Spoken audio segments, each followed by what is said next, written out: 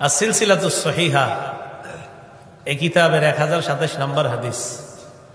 ক্বালা রাসূলুল্লাহ সাল্লাল্লাহু আলাইহি ওয়াসাল্লাম, নবীজি সাল্লাল্লাহু আলাইহি ওয়াসাল্লাম বলেন, মান কানা লাহু সালাসু বানাত, যার তিনজন কন্যা আছে, ফায়ুবিহিন্না, কন্যাদেরকে আশ্রয় দেয়, ওয়া ইয়ারহামুহুন্না, কন্যাদের প্রতি মায়া করে,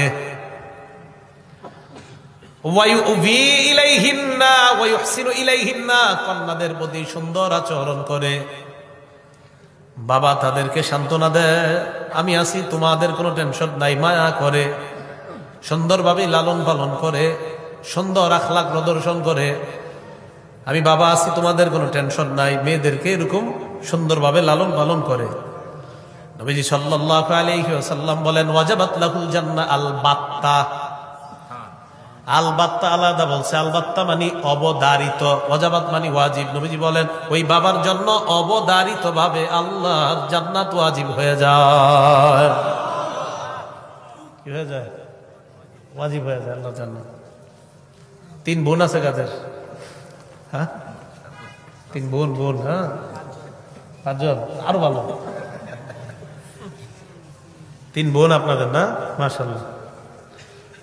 সহিহুল আদাবিল মুফরাদ এবং বুখারীর আরেকটা কিতাব, এই কিতাবের 59 নম্বর হাদিস। ক্বালা রাসূলুল্লাহ সাল্লাল্লাহু আলাইহি ওয়াসাল্লাম, নবীজি বলেন, লা ইয়াকুনু লি আহাদিন সালাসু বানাত আও সালাসু আখাওয়াত, কোন ব্যক্তির যদি 3 জন কন্যা থাকে অথবা 3 জন বোন থাকে, কারো যদি 3 জন বোন থাকে, প্রথমে বলছে 3 কন্যা, 3 কন্যার তো বর্ণনা শুনলাম, তে হাদিসে আমার মুখ্য উদ্দেশ্য হলো 3 বোন আছে যাদের, ফায়ুহসিনু ইলাইহিন্না, বোনদেরকে যদি ভাই সুন্দরভাবে লালন পালন করে, অনেক বাবা মারা যায়, ভাই ওই বোনগুলার জন্য বাবার মতো হয়ে যায়, ঠিক না?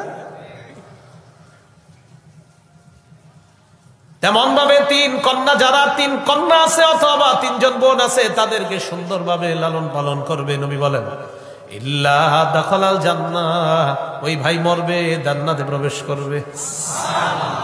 এক সাহাবী দাঁড়ায় কয়, ওয়াসিনতাইনি ইয়া রাসূলুল্লাহ, হুজুর 2 জন থাকে, মনে হয় ওনার 2 বোন ছিল আর কি, হুজুর যদি 2 জন থাকে।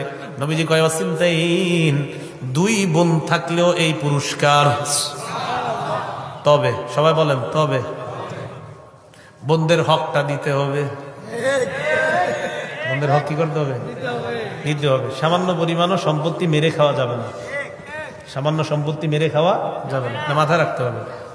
মুসলিম শরীফের 1610 নম্বর হাদিস। ক্বালা রাসূলুল্লাহ সাল্লাল্লাহু আলাইহি ওয়াসাল্লাম, নবীজি সাল্লাল্লাহু আলাইহি ওয়াসাল্লাম বলেন, মানি কাতাতা শিবরাম মিনাল আরদ যুলমা, কোন ব্যক্তি যদি কারো 1 বিঘত পরিমাণ সম্পদ অন্যায়ভাবে দখল করে নেয়, কেউ যদি অন্য কারো সম্পদ 1 বিঘত পরিমাণ সম্পদ অন্যায়ভাবে জোর দখল করে নেয়, জোর করে দখল করে নেয়, তাওয়াক্কাহুল্লাহু ইয়্যাহা ইয়াউমাল কিয়ামা মিন 7 আরদিনা, কিয়ামতের ময়দানে তার গলায় আল্লাহ 7 স্তরের জমিন ঝুলাইয়া দিবে।